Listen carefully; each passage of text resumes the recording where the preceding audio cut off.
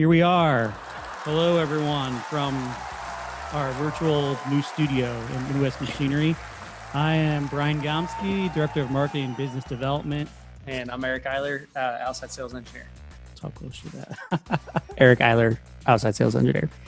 So we're pretty excited about this presentation today. You probably saw in our messaging, we've actually, along with Paul, gave this presentation at Missouri's largest medical cannabis expo earlier this year.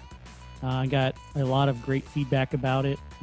So people who couldn't attend wanted to make sure we could get this to you again.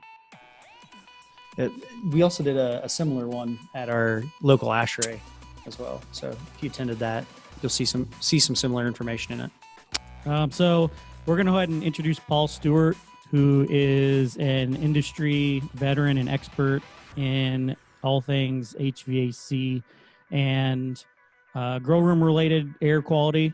But Paul, why don't you go ahead and I can't do enough honors for you. So why don't you go ahead and introduce yourself? Okay, well, very good. Well, thanks, guys. I appreciate you having me on the screen here today, and hopefully we'll give everybody a few good nuggets to take away as they get into the legalization of cannabis in the state of Missouri and start doing their build-outs. I'm with Desert Aire. I've been the Vice President of Sales over here for the past, I'm in my 12th year. Prior to that, I did 23 years with Johnson Controls in a variety of management positions, most notably in equipment. Control sales to equipment manufacturers has been my background. So that's pretty much my background. I've got an engineering degree from the University of Illinois across the state.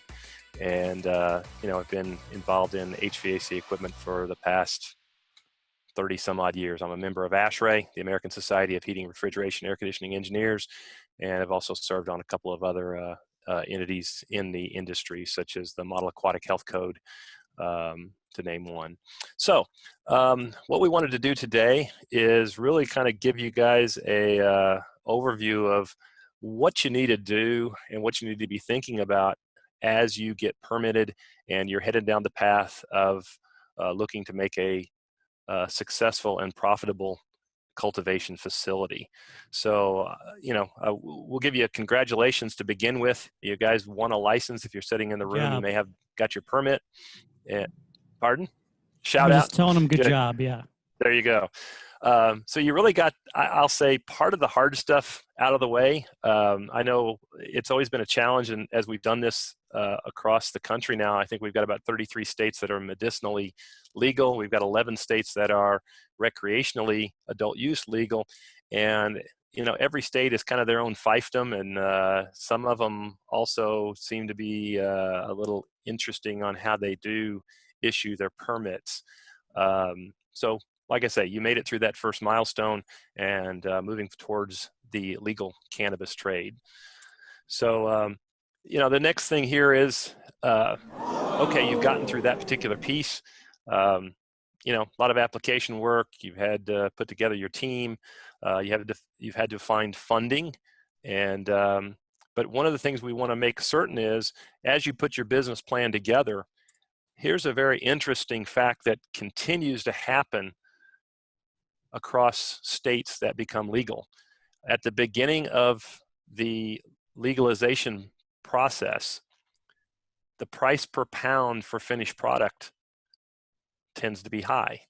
And as the growers and cultivators come online and we get an increase in supply, and additionally, as the demand for product tends to level out. I mean, there's not an insatiable demand for cannabis consumption.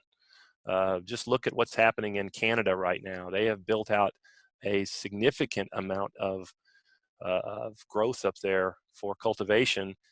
Part of it was the intent to export that product, and you've got people laying 40% of their staff off. You've got folks determining whether they're going to sell off a couple of different operations just to raise capital and keep things moving. So just because you grow it doesn't mean you're going to be successful.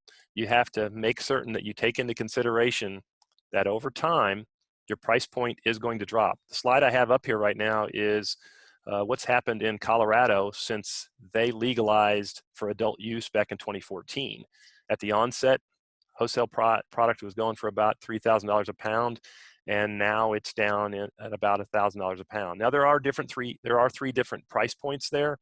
You've got a price for outdoor grow, which is the lowest. You've got a price for greenhouse grow, and then you do have your highest price product, which is your highest quality, your best yield, maybe more consistent product is going to be your indoor grow. So there are three price points there, but keep in mind that you will see a decline in what you can get for your product as people come on board and supply increases and demand flattens out. Paul, that's like one of the big things that we're kind of talking about here too, is it's the profitability portion of it, right? I mean, anybody can, throw equipment at it to, make a system, work okay, right? But it's Right. Really diving into why this, what we're going to be presenting is more effective and more critical for this, because that's exactly what that slide shows. It's, yeah, everybody's profitable in the beginning, but it's how do you sustain Right. long term, and how do you be profitable without having to basically redo everything that you've done in the onset? Yeah, I think that what you have to think about is, do I want to be in business in 5 years? Am I doing this for a short-term gain, or am I doing this to be in business in the long term? And I would hope that everybody looked at it as, yeah, I'm looking at this and being in it in the long term. And if that's the case, take a longer look view and make sure you understand what may occur.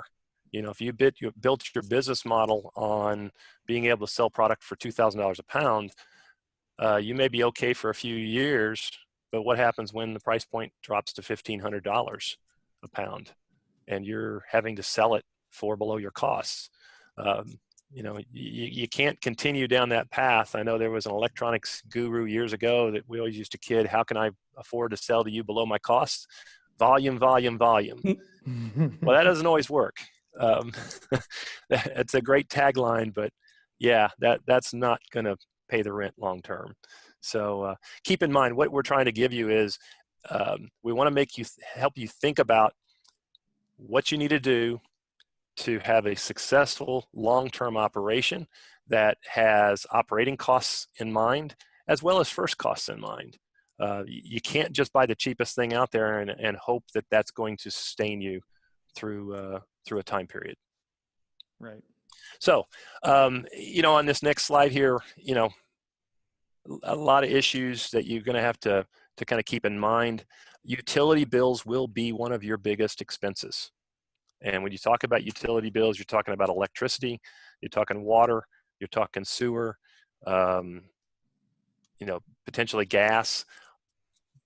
That needs to be taken into consideration. And, your operating costs should be part of your equation. We tend to go through this equation with folks all the time. Guys will come in and say, well, I'd love to buy your Desert Air equipment, but you're 20%, 30% more expensive than what I can buy over here with, these air conditioners and portables. But what they fail to realize is the operating costs of the portables and the air conditioners are going to be 30 to 40 to 50% more expensive to physically operate to do the same work. So, we just did some analysis for a grower the other day, and the payback for my increases in first cost, the payback was about a year. And yeah, I mean, that was significant because they were trying to figure out, well, we've always done it this way, and we've always gone with the lowest cost equation up front and make it work. And that doesn't even take into consideration the increase in yield that you may see by being able to control the environment to the ideal operating and plant growth environment. And so as we talk to growers, when we start talking about the impact of maintaining that environment, are you able to get 5% greater yield by controlling to a tighter environment that you desire? Are you able to get 10%, 15%? What's that worth? And I know that part's a little harder for someone to understand up front. All they look at is, hey, this costs this, and this costs this. Think about those other aspects. And I think the other thing that we're pointing out in this slide here is, if you don't maintain the environment properly, you will have things that can just decimate your entire operation. You know, mold and mildew. If you get that in your crop, then it's tough to get rid of.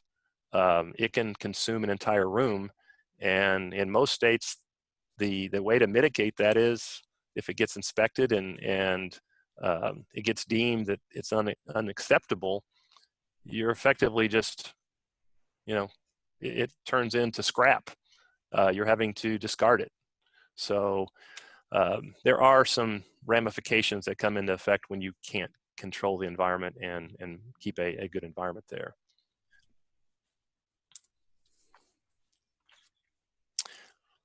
All right, so obviously what we're trying to get you to is to think about what's happening in the room, what are the loads, what's the proper equipment. You know, I always say, you know, don't bring a knife to a gunfight. You know, if you know you got a battle here, bring the right equipment. And, you know, just because something's cheap or just because something looks like it might be right, doesn't mean it may work for you. So get a properly designed system, get your, you know, and we recommend you get an engineer involved. You're going to have a mechanical, electrical and plumbing stamp for your facility. So get them involved early, but also you got to make sure that you know enough about what the application's about so that if they are not educated in this type of an application, they don't make a mistake. I mean, I know engineers, you go back, you know, 6, 7, 10 years ago, engineers thought it was a lighting issue. The heat from the light only is what they had to account for. They didn't think about what plants do. So, you know, that's going to be the big thing is the more you guys know as the cultivation and the grower and even the finance person behind it, the better off you're going to be able to control your destiny with what goes in, what's going to be the most effective, and then how you sustain yourself going forward. Any comments there, Eric? No, I mean, it's, you say a properly designed mechanical system, there's so many things to take into consideration with that. And that's, I mean, we're going to kind of dive into those. And like you said, it's the details that you don't know that can kind of really catch you. So. Yeah. Well, I'll throw one out just from a utility standpoint that a lot of people are now starting to think about, and that's the water consumption. So, you know, most jurisdictions charge you your water. They put a meter on your water intake, and then they charge your sewer as a function of the water intake. What if you reclaim your condensate that comes off of your equipment? If the plants consume, let's just say, easy math, 1/3 of a gallon of water a day in the flower room, and you've got, you know, 300 plants. So now you're talking, 100 gallons a day per plant. You've got several of those. And if you're paying for the water to come in to be used and you're discarding it all, you've got a pretty hefty bill there. What if you reclaim the water? The condensate that comes out of the dehumidification and the HVAC system, you reclaim that water and treat it, you can probably reclaim 70% of that water. And now that utility bill goes down. Now, I know 100 gallons doesn't seem like a big deal, but like I say, get yourself into a facility that's 10,000, 20,000 square feet, and you're going to be going through some significant water consumption. I mean, we've got our largest facility that we've done is 400,000 square feet under one roof. And that 400,000 square feet, they've got 38 or 39 flower rooms that have 1,500 plants each in them. I mean, that is a significant operation. You know, they've got a hefty water bill every month and sewer bill that goes along with it if they're not reclaiming that water and reusing it. All right, so as we move on here, so let's look at the loads, because I think this is, I know we've probably got some folks out there that aren't horticulturalists. They didn't study plant botany in college, and maybe they were the finance guys, and they looked at this as a good business opportunity. So let's do a little bit of background on, you know, what does a plant do, and what does a plant need to thrive? So if you look at plants, they absorb light, energy from the sun or the grow lights, and they bring up nutrients from the roots, water and nutrients. Water is actually used to pull the nutrients up through the roots and move it up through the capillary system in the stem and through the leaves to get it out there, where photosynthesis can go on. And I know I'm going back here to high school science class. That's probably the last time most of us have heard about photosynthesis, but photosynthesis occurs when the lights are there, and you're taking those nutrients and you're converting those minerals and nutrients to starches and such that the plant can use for growth. So it's growing its canopy. If it has a fruit, it's going to be growing that. In the case of cannabis, it's going to be at some point wanting to procreate and extend its life by either growing the flower if it's a female, or producing pollen if it's a male to pollinate the female. So obviously this is a no-brainer, but in the cannabis facility, we are only growing female plants because we only want to harvest the flower, and that is a female plant. So you got to look under the leaves and see which plant, what kind of genitalia they have, I guess. But there is a whole method out there for identifying the plant gender, and yeah, you're going to want to have female plants only. And this is another interesting aspect as you get into the hemp and the farm bill that was created a few years ago. If you have outdoor grows of hemp and you have some pollen that's being created because maybe they're doing seed generation or whatever, or they just haven't pruned back a plant that cut out one of the males in their field, pollen can float about 10 miles. So if you're bringing in a lot of outside air into your grow room, or if you're doing a greenhouse, you do have to worry about pollination from stray pollen. You may not have it inside your facility, but if it floats in, now you start having these plants, these female plants that's producing the flower. They got their sticky stuff to kind of grab that pollen and turn things to seed to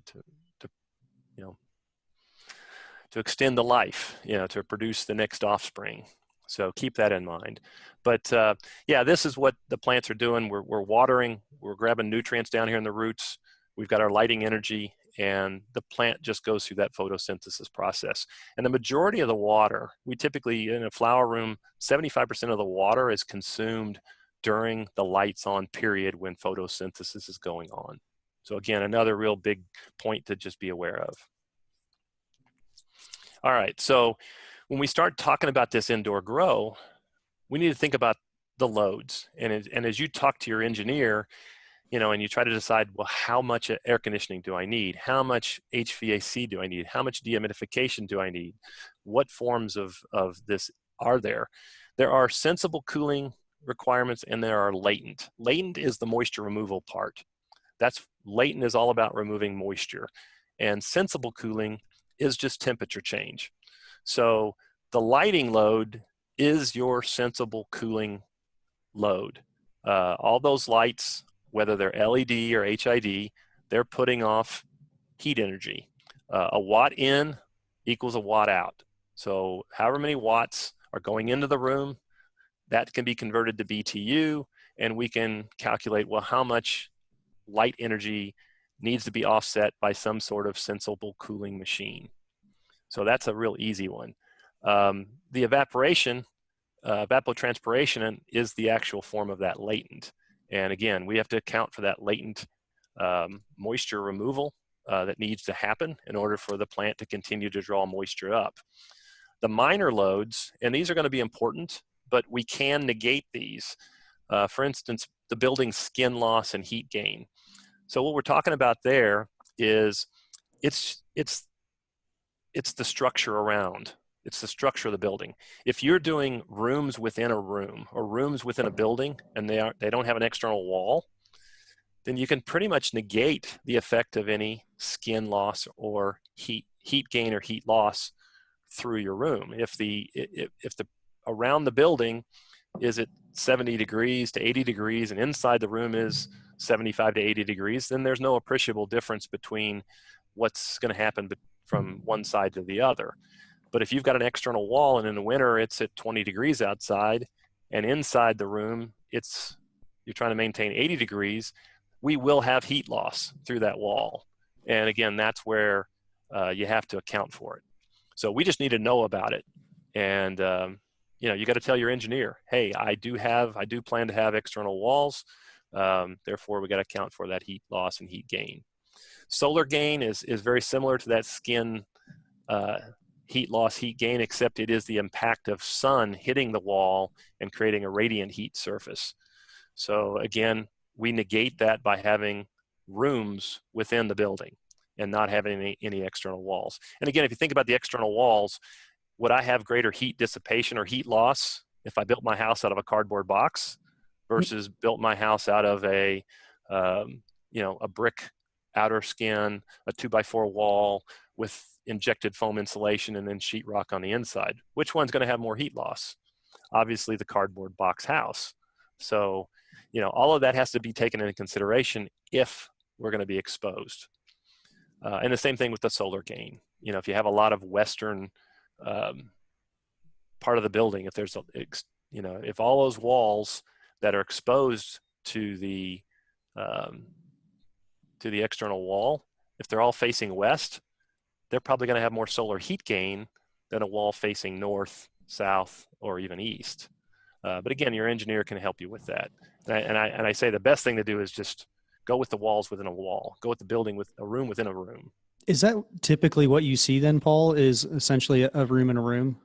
I mean, we do, because people want to, they're building out, a typical facility might have 4, 8 flower rooms. They might have 2 veg rooms that feed those flower rooms. You might have 1 mother room, 1 clone room, and then you've got some processing area. So you are already building those out because, if you think about it, guys are wanting to do maybe a different strain in the flower room, or in most cases, guys are putting the product in and it's spending 8 to 10 weeks in that flower room, and then you're harvesting it all. Well, you don't want to have just 1 flower room and harvest once every 10 weeks and then have it dry for another week and a half before you have product available. So guys will have multiple rooms so that they can be harvesting every week that they go along. So very typical. But yeah, the room within a room, we see a lot of it happening just because of this issue of their building rooms anyway inside the building. And people have come to learn that if I get it off of the outside wall, I can minimize the impact that's going to have on my room inside. Right. We've seen typically here, locally, they're taking existing buildings, right? So how are you turning an existing building into an indoor grow facility? You just build something inside of it. Yeah, the freezer panel walls are the primary method. It's a 4-inch polystyrene skinned wall, and guys can come in and put those up very, very quickly. You can also get that vapor barrier on the inside so that you're preventing any moisture migration as well. And that's important as well. You want a vapor barrier. Right. If you're trying to control what's inside the room, then make sure it's not seeping out somehow. Okay. And then the last one I've got down here, or we talked about infiltration a little bit, the vapor barrier. The other one is outdoor air ventilation. Now, I will tell you that if you run across any folks that come from the western half of the U.S., they have done some amounts of outdoor air ventilation to complement their HVAC equipment. And they can do that because they have a dry climate. In Missouri, Southern Illinois, we have humidity. Actually, everything east of this line that goes right down through the Dakotas, Nebraska, Kansas, Oklahoma, and Texas. There's this line that goes right down the middle of the country. Everything to the right of it has humidity during summer months, or at least some part of the year. And the further south you go, take the Gulf states, the lower Midwest, we got humidity for 4 or 5 months of the year. So, if you're bringing outside air in the middle of the summer when it's hot and humid in Missouri, how's that going to dehumidify your space? So we always say this is not a commercial building that is required to meet an ASHRAE 62 code ventilation requirement so that we don't choke on our own fumes. It's an industrial process. You have few people in there And oh, by the way, what do plants give off when they grow? They give off oxygen. So the oxygen content inside the grow room may be better than it is outside the grow room. So I would say, we tell people this all the time on the eastern half of the country. You need to minimize your outdoor air ventilation. You don't need it. And even out west, with this whole increase in outdoor hemp growing and even outdoor cannabis growing, how do you keep bugs, how do you keep pollen out of your facility? Well, if you open the windows and you're pulling in air, you now have to figure out, well, how am I going to mitigate bugs? How do I keep the bugs out? And how do we keep the pollen out? So correct. I mean, lighting adds heat to the room. I kind of talked about that on the previous slide. And again, it doesn't matter whether it's LED or HID. Now, one thing I will comment on with regards to your lighting choice, LED lights do operate with less energy to create the same light spectrum than a traditional HID. So that alone is a reduction in energy costs and could certainly help your operating cost impact. I think the other thing that people are learning is that HIDs have a large amount of radiant heat. I mean, you wouldn't want to hold your hand under an HID light for very long. You will burn it. Whereas an LED light, you can hold your hand under an LED light and you really, I mean, yes, there is some radiant heat, but it is not as intense. And the impact that has on your product, your plant, is that radiant heat is going to hit the leaf. So with HIDs, you tend to have a warmer leaf temperature than you do with a LED light. And we'll talk about that in a little bit, how that impacts our HVAC loads and what we need to size for when we talk about that. But I'm a big fan of the LED light technology right now because one, the price points keep coming down. They keep coming out with technology that, here's a light spectrum that's focused on your veg room. It's good for those small emerging plants. Here's a light spectrum for the flower room. I mean, they are coming up with these types of technology, and you've also got that ability to dim them. You can do sun upping, you can do sun downing to help level out your impact for just, say flipping the switch from going from lights on to lights off. There are a lot of impact there, but I know there are a lot of old school guys out there that still love their HID lights. We're fine with them. We just need to know what they are and how that impacts your crop. That's all.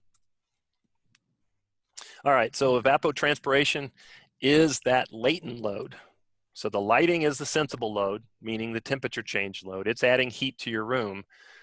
The evapotranspiration is actually the humidity source. That's where the humidity comes from in your room. If you have a poor system of removing the moisture, then humidity is going to be high and you may not be able to hit your set points. So that evapotranspiration is actually a combination of evaporation, which would come from your soil substrate, whatever that material might be, or it could be from, if you're doing a poor job of watering the plants and you sling gallons of it on the floor, well, guess what? You're going to get evaporation off that concrete surface. That adds to your evaporation rate. So definitely be diligent and don't have a bunch of water on the floor or dripping from the ceiling or whatever. Keep that at bay because that will add to your load. The transpiration is actually the process where the plant pulls the moisture up through the stems, moves the nutrients out through the leaf structure, and then the water is excreted by the leaf once it's moved the nutrients. That's the transpiration process. So now we have to be able to move that moisture off that leaf so that the next round of water and nutrients can be pulled up. If we can't get the moisture off the leaf, then it's going to stymie the ability of the plant to take more moisture in. Paul, do you have a rule of thumb of water in versus water out? Yeah, actually, I got it right here on the next slide. I mean, water in is water out. We pretty much say, because we're not growing watermelons, day to day, the plant is not retaining a lot of moisture. Now, obviously, the biomass does increase every day, but it's a minuscule amount. So the easiest way for us to kind of calculate and understand that latent load is we just use water in equals water out, because it is that day-to-day, very small changes in the amount of water being retained by the plant. The majority of that water uptake is going to get transpired. And I think that's one of the common, misconceptions, right? Is the exact amount that's going to come through. I know when I water a plant outside that, the water I'm giving it, that's what it's taking, and that's what it's using to grow. And that's why there's such a huge latent load here, is because that's not actually the case. What we're putting into it is actually getting pulled from the substrate or whatever we're using to water, putting to the leaves, and then moved. And then we have to remove that from the air. Correct. Now, the other thing to keep in mind is the amount of water that is transpired is directly, related to the amount of energy in the room that can change it from a liquid to a gas. So, this is one of the things that we always look when we at Desert Aire, we've developed a questionnaire that goes out to the grower, and we ask for water consumption, and we also ask for lighting load. How many watts of lights do you have in the room? And the reason we ask for that is because we want to make, well, one, we want to account for the load of the lighting for sensible, but we also want to know, if you're telling me a consumption rate, if you tell me you've got a plant that's going to drink a gallon of water a day, I may call BS on you if you don't have enough energy to actually allow for that transformation of liquid water off of the leaf to a gas. It takes 1,060 BTU of energy to change a pound of water from a liquid to a gas.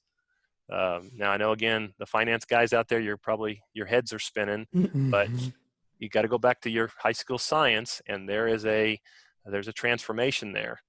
There's a change of state that has to occur. It's just like boiling water on the stove. Water's not going to boil without adding heat. So if you add your heat, it's going to change state. Now, it is also a difference how much pressure is emitted on the top of that surface of water as to the rate at which water will leave. So that's why people always talk about, geez, I went to the mountains and I boiled my potatoes for 40 minutes and geez, they were hard as rocks. Well, it boils at a lower temperature because there's less pressure being emitted by the atmosphere on the surface at a higher elevation. We actually look at the pressure that the air temperature and the relative humidity of the air surrounding the leaf, that creates a vapor pressure, which is emitting onto the leaf. And when it gets too humid, there's not much of a differential between the leaf's pressure and the air's pressure. So therefore, it can't leave. You have a high differential, the water leaves the leaf at a high rate. So yeah, I know I went into probably a little more detail on what some people wanted there, but that is what's occurring.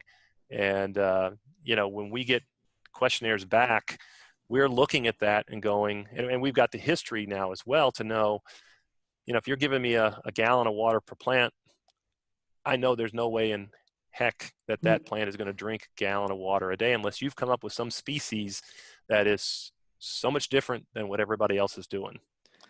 Yeah, I'd say several projects that I've been involved in, there's been a decent amount of back and forth on it. Okay, here we'll run it, but here's what you're telling us. This is, you're going to win the Nobel Peace Prize. You're creating energy at this point in time. Let's go back, talk to the cultivator and see, get a better idea of what their watering rates are.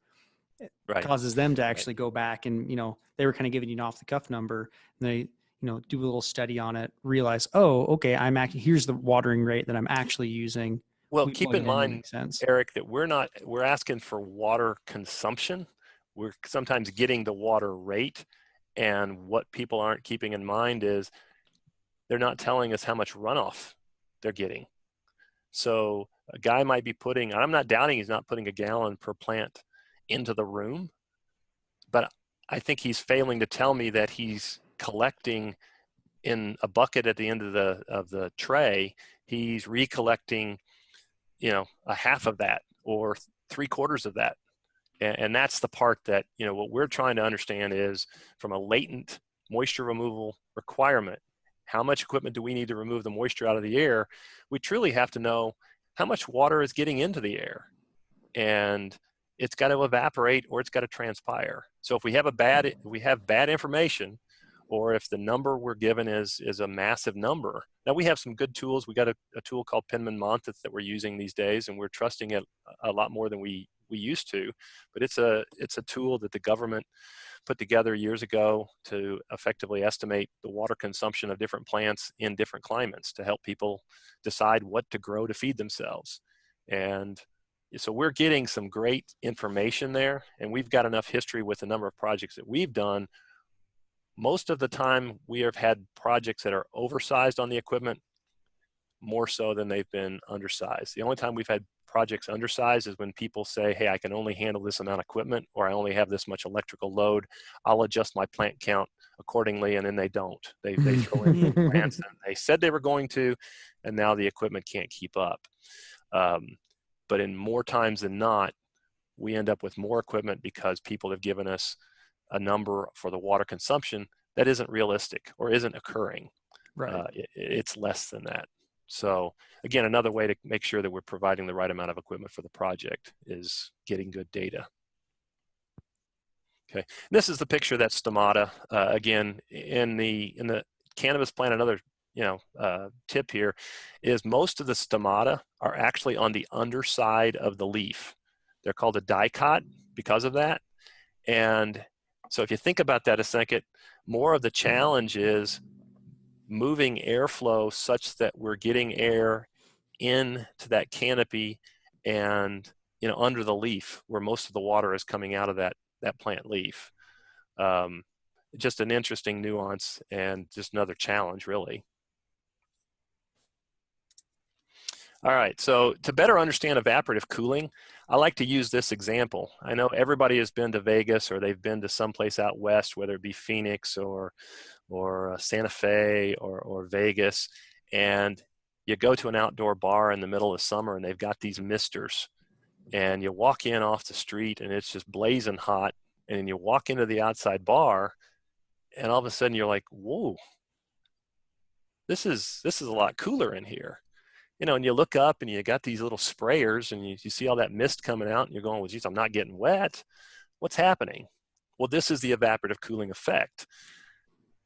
That water vapor that's being pumped out of those little misters, it's actually water droplets, but before they can actually get to you, they are sucking heat out of that area at the rate of 1,060 BTU per pound of water, and they're changing from a liquid to a gas. And so that's why you don't get wet, but because it's sucking that heat out of the area, it makes the area in the proximity of the mister cooler than the area away from the mister. And this is that impact that we're having inside the room. So here's another tip for you.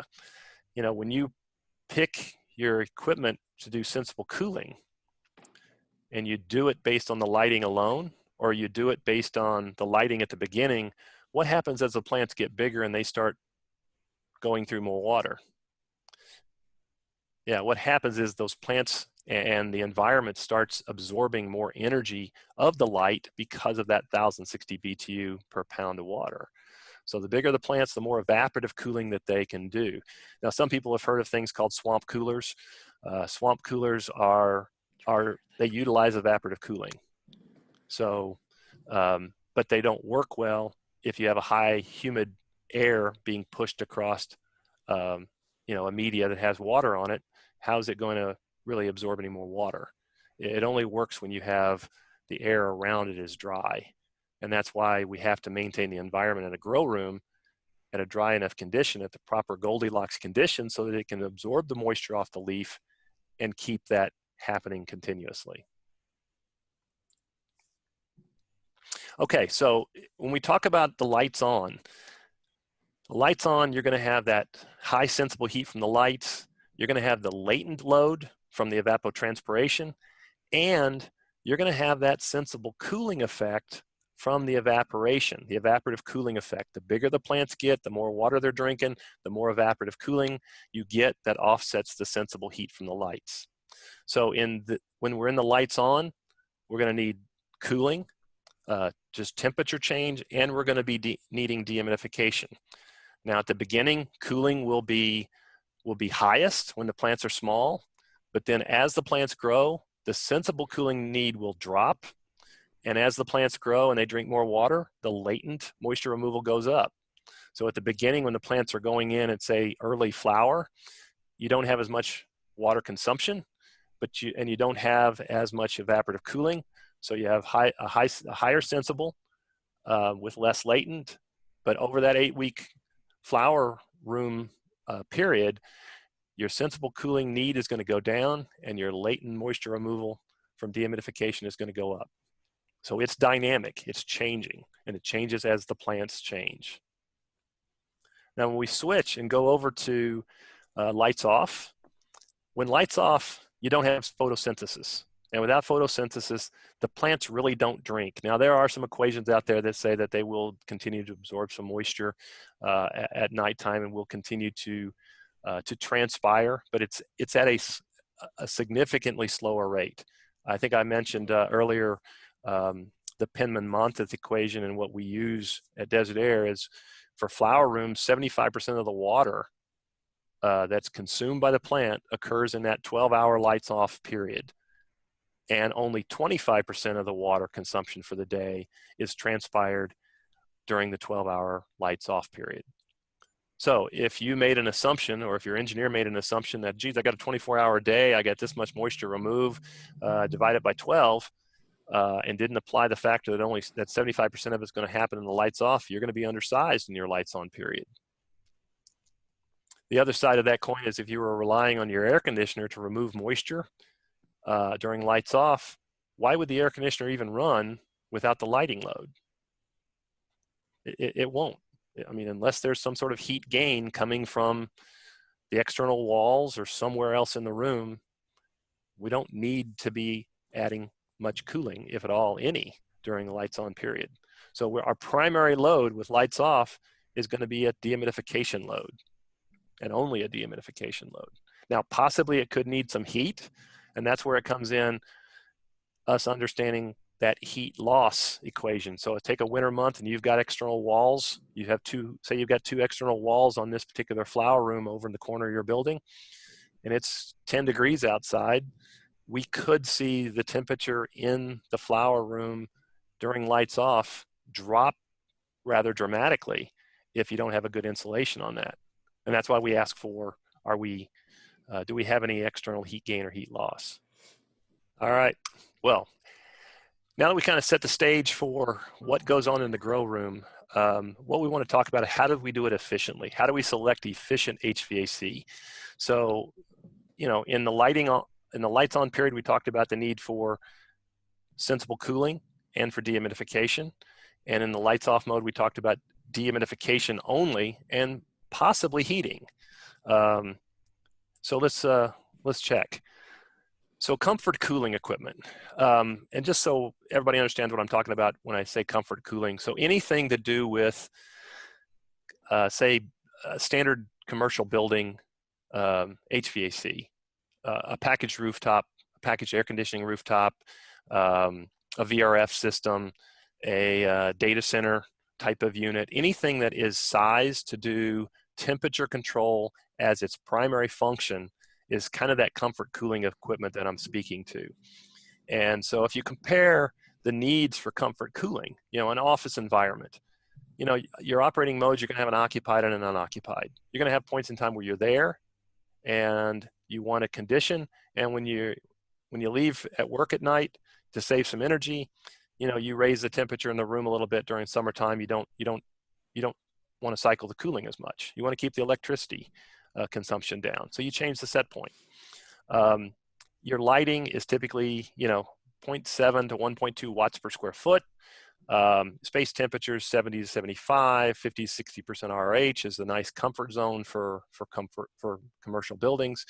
There is an outdoor air requirement for commercial buildings. Again, I spoke to this earlier. ASHRAE 62.1 is the code ventilation requirement for commercial buildings, so that we don't choke on our own fumes. And certainly now during the coronavirus thing, people are talking about, do we will we be changing that ASHRAE 62.1 code requirement to bring in more outside air for the occupied space? Yeah, maybe, right? And then carbon dioxide, effectively, we're getting diluted through the amount of ventilation air that we bring in. But now we start talking about cannabis and indoor plants, whether it be lettuces or cannabis, but I know you guys are the cannabis crowd. We have lights on and we have lights off, as opposed to occupied, unoccupied. The plants are there both times. We just change the loads rather significantly. Lighting is going to be somewhere between 30 to 80 watts per square foot.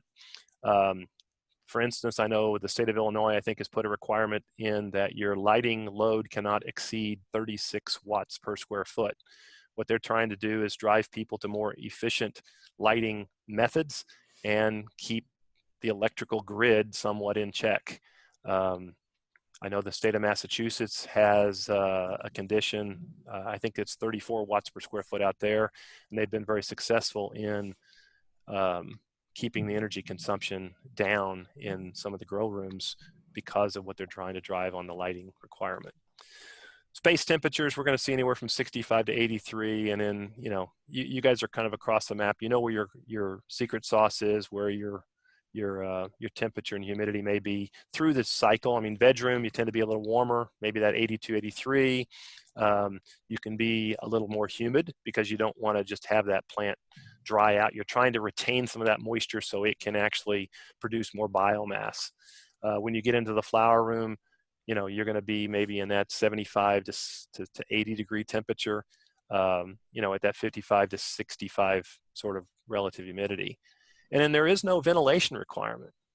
And again, if you did have ventilation, how does that impact CO2? I mean, one of the things that we've talked about with CO2, we're doing CO2 injection into the cannabis rooms because people have figured out that CO2 absorption, when it's at a parts per million of 1,200 to 1,500 parts per million, you get better plant growth. You get a quicker plant growth. So normally occurring CO2 is about 400 parts per million. So if you bring in a lot of ventilation air, you're going to go through a lot more CO2 trying to maintain a higher CO2 level. So certainly that's a big difference between the comfort cooling side of the equation. So there are some significant differences there, and you know, as we get into it, you'll see more about it. When we talk about the, you know, inefficient method to do a grow room, it's really the cheap method. It's buying an air conditioner and then buying portables. They are easy to install. They are cheap first cost. You can typically find these off the shelf. That just means you're not doing planning very well if you're just trying to get the first thing available in the market. But, you know, the big impact here is you're going to have higher operating costs. Air conditioners are not efficient at moisture removal. They're good at temperature control. That's what they're sized for, but they're not good at moisture removal. So you got to look at what you're trying to accomplish. If you're going to try to throw these into your money room, which is your flower room, and that's also the high latent load, is that the right product for you? And then we start talking about these portables. Most of the portable units that people are using these days, they reject their heat to the space. So what I mean by that, if a unit takes 75 degrees into it to remove moisture, the leaving air temperature of that will probably be about 95. So now you're putting heat back in the room from this operating unit. It's not connected to something to reject the heat from compression. So, you know, the more these run, the more heat it puts in a room. That becomes very inefficient because now this air conditioner has to run more frequently to keep the temperature down. So what we find is operating costs with this method are more than if you had a purpose-built, temperature and humidity machine. Well, and how do you get those two to work together in tandem, right? I mean, you're two independent units at different control points and. Well, and we always say, we've had guys that they'll have 20 or 30 of these portables in a room, and there comes a point in time where they want to change the set point. Now what? They're going to go around to 20, 30 of those in each room and make a lot of adjustment. They're not working together. They're working independently. So again, you can elect to do that, but that's another aspect of this business that over time, labor is going to be a significant impact to your ability to grow, to your growing costs. So if you're spending labor to hand water, if you're spending labor to go and change set points manually and not be automated, you're probably going to see yourself not as cost effective as somebody else who does. Well, and you mentioned that through the 8-week flowering period that, you know, you're basically it's changing, right? It's not like you're going to go in and set Right. it once and it's going to be fine. I mean, you know, what you're doing this week is going to change from what you're doing next week. So it's not like you're ever going to encounter the time where you don't need to change the set points. Yeah, we've started asking people, especially for the flower room, typically 4 different windows of temperature control and humidity control through that 8 to 9 week flower room. You know, when the plants first go into that flower room, there may be a transition period from veg to flower where they don't use the full lighting impact because the plant can't absorb it all anyway, so why waste it? And they tend to be at a little warmer temperature as they're getting acclimated to this new room. I mean, again, they moved the plants, so they're trying to get them acclimated. They might do that for a week or two, and then you start changing the temperature and the set point as that plant starts getting bigger and going through its load. And then the other thing is people like to change the temperature towards the end of the cycle because they're trying to direct that plant to focus on the flower and produce more resin. You know, it's that end of life. The plant will actually create more resin, more sticky substance to try to collect pollen. They haven't pollinated yet, so the female plant's trying to figure out, how do I collect pollen? And, you know, it just starts, you know, really impacting there at the end. And plus you're looking at, some of the guys are looking to dry the plant out a little bit, so they'll actually cut a lot of the biomass off that doesn't have flower on it. So the photosynthesis quantity goes down because there's less biomass, so they can actually move the temperatures down a little bit and not affect what equipment they sized. So a lot of that, you know, it's a complicated deal. You have to take it all in consideration. So here's an example of a project that we worked on at Desert Air several years ago.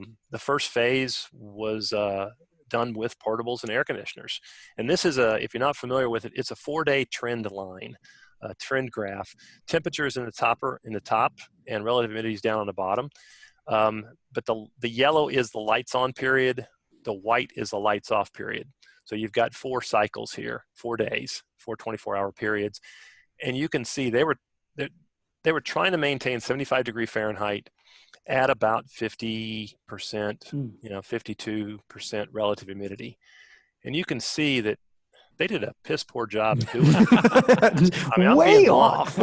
Yeah, I mean, this isn't even, you know, I know it's kind of hard to see, but this is 90 degrees on this band up here, and here's 70. So there's a 20-degree span, and they're even going outside of that on the 4-day window.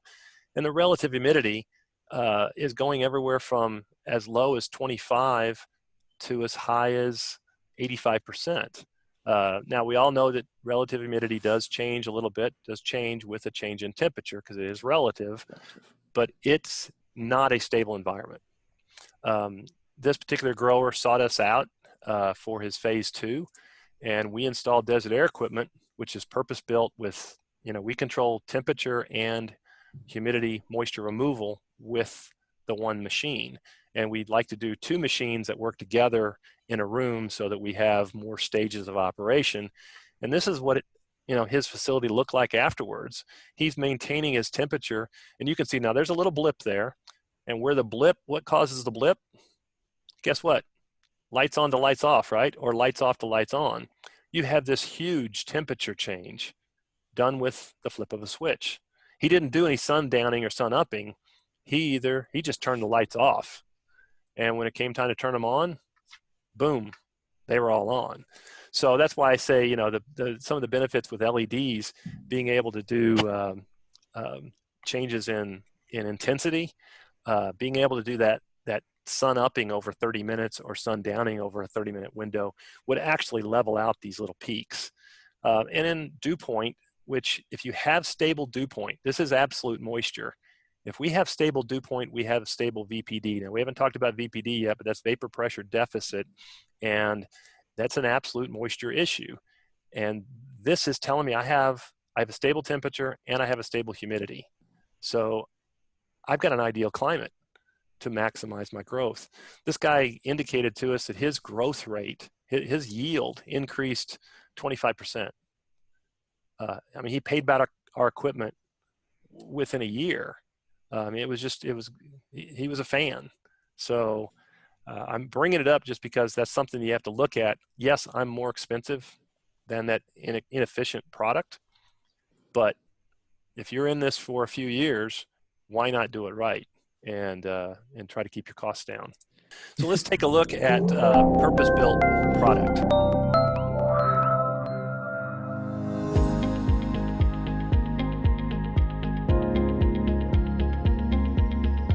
In a closed environment, you're providing everything. Proven methods, proven supplies.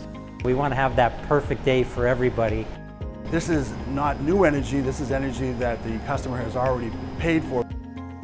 The ability to control the sensible and latent loads independently within a space allow it to be a one-stop shop for the perfect condition. With a commercial greenhouse, you're basically supplementing what Mother Nature's already providing. In a closed environment, you're providing everything. You have the ability to provide the perfect day. The biggest thing growers need to understand is that there's a process and there's time that needs to be sat down and really plan out what you want to do on any type of project. There's a lot of ways to build one of these type facilities. You want to put the technology and the equipment in that makes the grower most comfortable in his style of grow, and remember the market that you're growing for. Those are the key things. You know, we want to have that perfect day for everybody.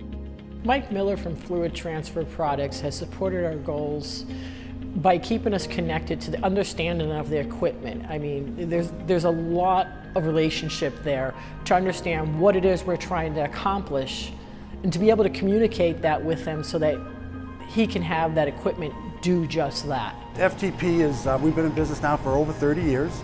Our involvement in this particular project was to gather all the data necessary, both in the fact of do we have a controllable space, what are the design conditions, plant count, things of that nature, so that we could actually make sure that we had a controllable space and that we had equipment that was sized properly to maintain the conditions, both the temperature and the humidity in the space. And the nice thing about Desert Air equipment is when you get in these kinds of environments, we have to do a lot of factors. We've got to heat, we've got to cool, and we've got to dehumidify. Desert Air has the knowledge and the ability to do that in all in 1 year. The Desert Air Grow Air system is a fully integrated system that controls dehumidification, cooling, and heating all in one package. The ability to control the sensible and latent loads independently within a space allow it to be a one-stop shop for the perfect condition.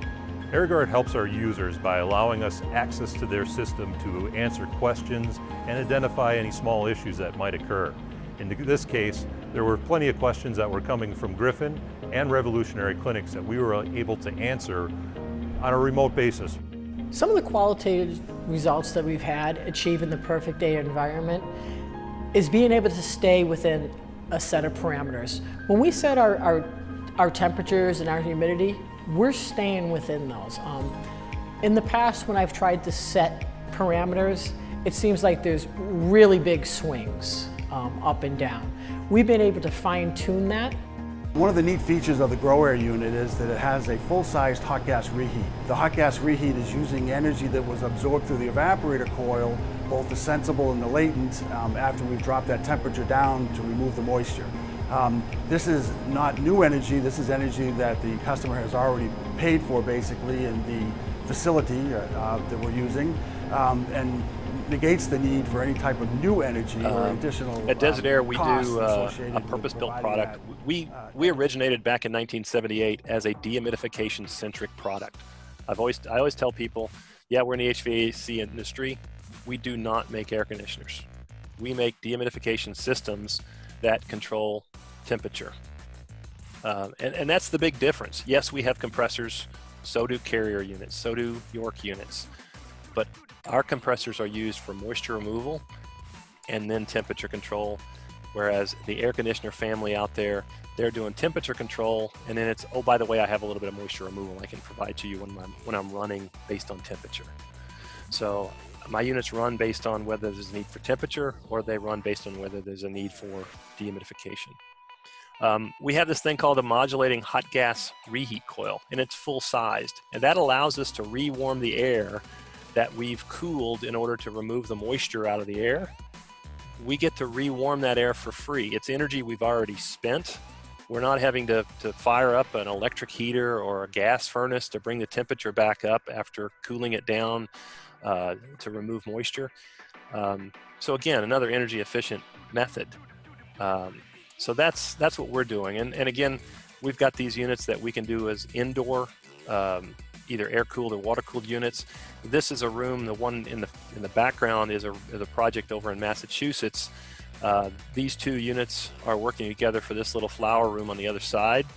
This was a 4-story shoe factory that was about 130 years old, that the grower bought for a very inexpensive price in downtrodden western Massachusetts. And so we're growing product on 4 floors. So now they're not air-cooled units, but they're water-cooled. He's got a water line running around to it, and we're just rejecting our heat. Whatever waste heat we have from the equipment is being dumped into that water loop that goes out and then is being cooled by a cooling tower. But you know, we can do these as air-cooled, water-cooled, but these two units work together to maintain that environment on the other side of the wall. This project here down in the foreground, these are our units on the roof. They are air-cooled packaged units for dehumidification and temperature control. And you can see there's a whole slew of those bad boys. These two here are working together. The next two are working together. The next two, I think there's probably about 30 of these units on that project. Again, you know, it's where do you want to put the equipment is what that comes down to. These both operate the same way. These up here in the background are a little smaller, but we also have sizes up to this size.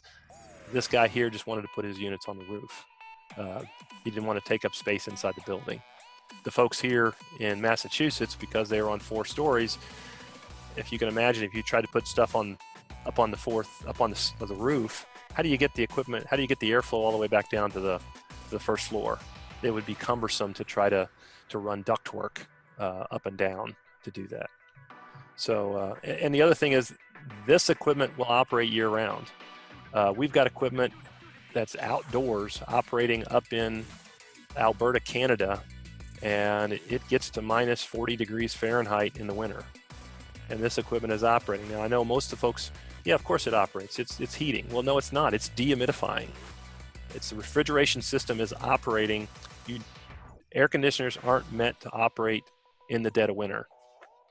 Now, some are if they're data center type units, but a data center type unit doesn't really have a need to remove a bunch of moisture. So think about the origin of the product that you're considering, and what was its intended purpose, and what's your purpose. I think that's the best way to try to explain. All right, guys, I think that wraps it up.